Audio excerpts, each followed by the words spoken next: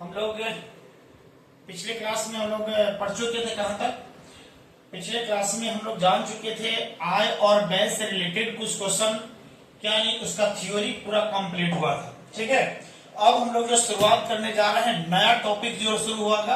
अब जो जितने विद्यार्थी हैं, जितने लोग साथी हैं, वो कमेंट कीजिएगा और कमेंट करके बताइएगा क्या प्रश्न को सोल्यूशन करवाए।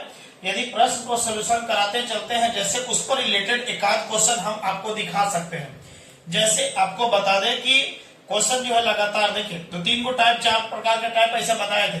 सम संख्या, प्राकृत संख्या, विषम संख्या, आय व्यय और नाव और धारा वाला। धारा और नाव जो है उसका रिलेट कंप्लीट हुआ था। उसके बाद हम लोग जो हेडिंग डालिएगा, उसके बाद हेडिंग डालिए द्विघात समीकरण। समझिएगा कौन सा समीकरण जी? द्विघात समीकरण के बाद चलेंगे। ये बहुत टॉपिक चैप्टर इंपॉर्टेंट है। जब हम लोग बता रहे हैं कि जब थ्योरी जो लड़का पढ़ के कंप्लीट रखेगा उसको प्रश्न कहीं छूटने का नाम नहीं लेगा। तो द्विघात समीकरण के बाद समझ लीजिएगा, द्विघात समीकरण पढ़ने के बाद हम लोग कहाँ जाएंगे? द्विघात समीकरण के बाद हम लोग टॉपिक तुरंत जो है कोऑर्डिनेट ज्योमेट्री पढ़ेंगे, नियामक ज्यामिति। नियामक ज्यामिति के बाद हम लोग तुरंत प्रवेश करेंगे त्रिकोणमिति में। तो पहली बात है कि आप आइएगा, द्विघात जो समीकरण है, द्विघात समीकरण अर्थात क्वाड्रेटिक इक्वेशन कहते हैं। कौन सा हुआ? Quadratic equation. क्वाड्रेटिक इक्वेशन के नाम से जानते हैं।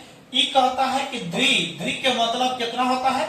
2 होता है। घात मतलब समझिए रहे चर का घात। समझिएगा, जब चर का पावर होता है, यदि किसी चर का अधिकतम घात 2 हो जाए, जैसे 2 को y बराबर 2, z के पावर 2, यानी इसके पावर, यदि कोई भी चर का पावर अधिकतम 2 जहां मिल जाए, समझिए कि वह जो समीकरण होगा वह द्विघात समीकरण होगा। तो यहां से समझने की कोशिश कीजिएगा। यहाँ के बाद हम लोग आगे की ओर बढ़ते चलेंगे। इधर दिए, उसके बाद हम लोग शुरू किया जाएगा। यहाँ से समझते चलिए। द्विघात समीकरण में जैसे क्वेश्चन आपके पास सबसे बड़ा चीज, इसके पहले जो है मानक रूप बहुत इंपॉर्टेंट समझिएगा। मानक रूप कहिए या इसी का नाम कहीं आपको लिखा रहेगा व्यापक रूप। व्यापक रूप कहता है तो द्विघात समीकरण आपके पास जो दिया रहेगा, ध्यान दीजिएगा, ax² और plus bx plus c equal to 0। जहां जो है a जो है बराबर 0 नहीं होना चाहिए, क्योंकि यदि a का मान जब 0 हो जाएगा तो पूरा का पूरा 0 हो जाएगा, मतलब चर का अधिकतम घात 1 बच जाएगा, मतलब रैखिक समीकरण हो जाएगा। हमारे पास चाहिए था द्विघात समीकरण। द्विघात समीकरण में अधिकतम घात 2 है। यहां तक क्लियर है? यहां तक तो कोई लफड़ा नहीं है, यहां तक बहुत बच्चे को आसान लगता है। लेकिन इसके बाद क्या समस्या आती है? इसके बाद समस्या, जैसे आपके पास में दिया रहेगा कि x plus 1 into x plus 3 है, बताएगा कि आप कौन सा द्विघात समीकरण है कि नहीं। तो सबसे बड़ी चीज है इसको गुना करना है। तो गुना जो बाबू, जिस लड़का को गुना करने आता है इस वाला, तो लड़का को कहीं परेशानी नहीं है। गुना करने, भाग, जोड़, घटा, इसको बहुत बढ़िया से अलजेब्रा वाला सिखाए थे। इसी सब से लेकर के हम बार बार यही बोल रहे हैं कि बाबा जिस लड़का को अलजेब्रा और संख्या पद्धति बढ़िया से क्लियर है, उसको मैथ में कहीं दिक्कत नहीं आने वाला है।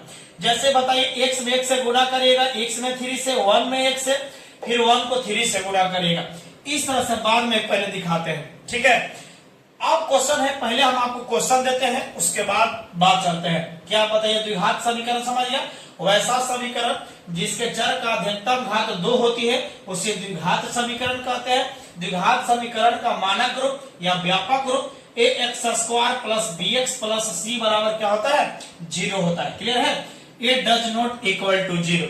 यहां से पिछले क्लास में पीछे जो हम पढ़ा चुके हैं, याद कीजिए, पूर्ण वर्ग विधि के द्वारा हल करने के लिए सिखाया है ना। आज वहां से समझिए, बहुत इंपॉर्टेंट है, काम आने वाला है। तो चलिए इसमें एक क्वेश्चन पहले समझ लीजिए। क्वेश्चन है आपके पास में, कहेगा कि निम्नलिखित समझिएगा, निम्नलिखित में बहुपद को पहचाने। द्विघात समीकरण कौन है? बस कौन कौन है, यही बात कहेगा।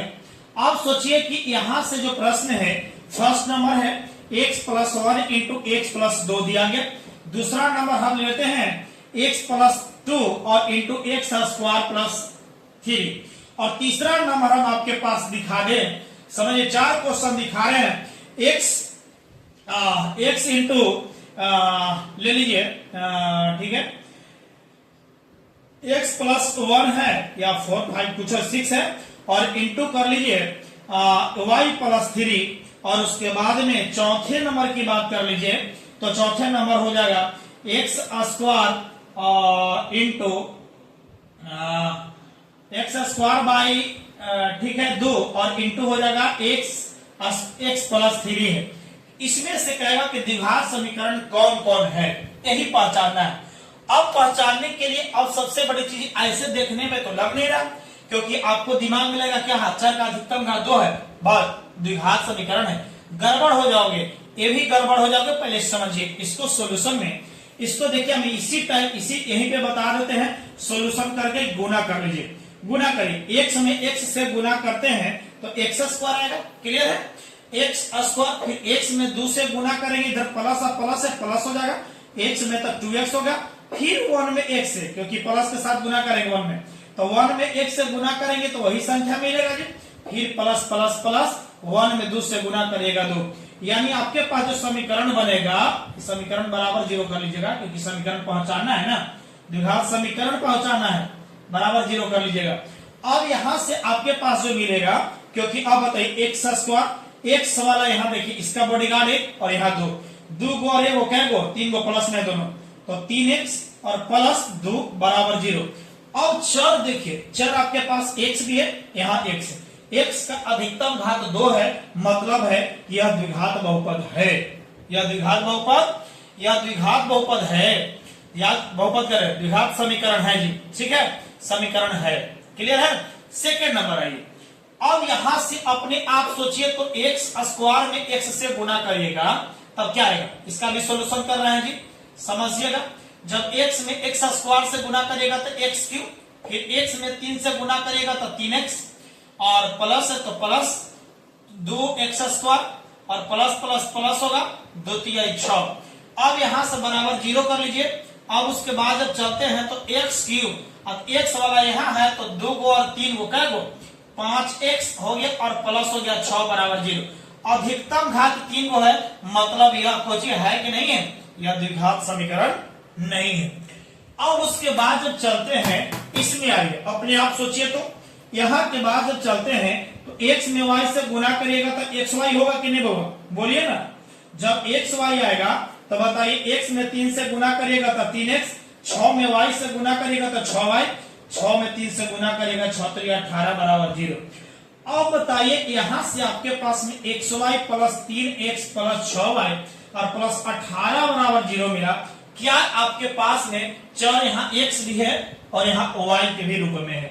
जब दोनों रूप में आया तो क्या चर का अधिकतम घात सब का 1 1 है, इसका भी 1 है, इसका भी 1 है, मतलब कि यह भी द्विघात समीकरण नहीं है, क्लियर है। अब यहाँ एक, अब देखिए यहाँ इसके बटा में आने के मतलब कि इसके नीचे पूरा में पूरा 1 है, क्लियर है, इसके पूरा में 1 है, दूर रहने दीजिए।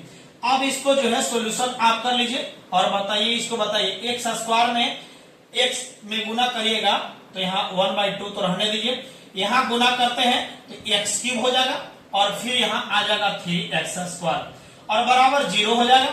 अब अपने आप सोचिए तो यहाँ चर आपके पास 2 है, यहाँ 3 है, तो अधिकतम घात यहाँ 3 मिल गया, मतलब है कि यह द्विघात समीकरण